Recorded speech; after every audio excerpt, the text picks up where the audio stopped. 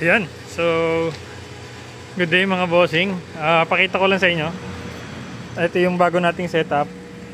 So in-outdoor setup natin yung yellow maro natin tsaka yung red barito.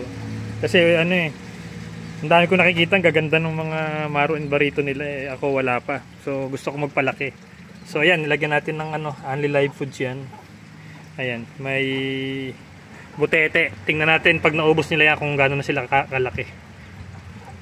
Teka, umuulan na. Ayan. So, ayun yung size nito ng yellow maro natin dito. So, tingnan natin kung gaano kalaki yan pagka naubos niya lahat to. Ayan. So, dito naman, barito ang nakalagay. So, bali 4 na rep tab to eh. Pero, plano kong punuin ulit. Ayun yung barito natin. Ayun. So, tingnan natin kung gaano siya kalaki pag naubos niya lahat yung nakalagay dyan na butete.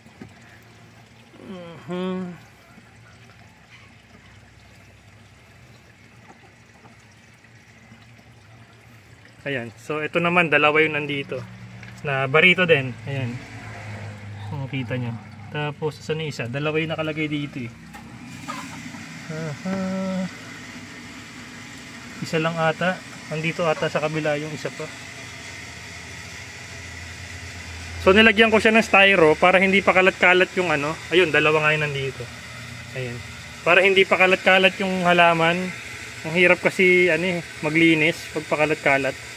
Tapos kung napansin nyo yung water lettuce natin, tinanggal na natin kasi ang hirap mag-siphon ng ilalim, ang hirap maglinis pagka yung ganito mga water lettuce yung tinapon ko na. Nag-iwala ako ng ilang piraso para kung gusto ko ulit mag-water lettuce, meron pa ako ilang piraso. Pero karamihan tinapon ko na talaga. Mabilis naman siyang dumami pagka gustong paramihin.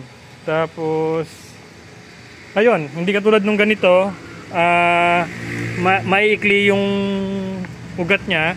So hindi siya umaabot hanggang ilalim. So pag nagsasiphon ako or nag-hose ako, hindi nahihigop yung halaman, madaling maghigop sa ilalim ng dumi. So ayun, so ang date ngayon, ano bang date ngayon? November 24, Monday. So update ko kayo dito sa mga barito natin and maru kung gaano na sila kalaki after nila maubos lahat yung nakalagay dyan. So hindi ko na sila papakainin, bahala na sila muna dyan. Sisilip-silipin ko na lang kung naubos na nila. Yun lang mga bossing.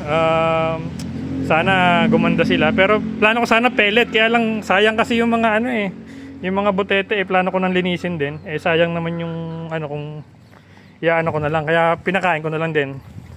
So ito yung nag-iisang, yung dalawa doon, pagka nakacycle na tong tubig na to, lalagyan ko rin ng halaman, tapos ililipat ko yung dalawang magkasama para solo-solo sila.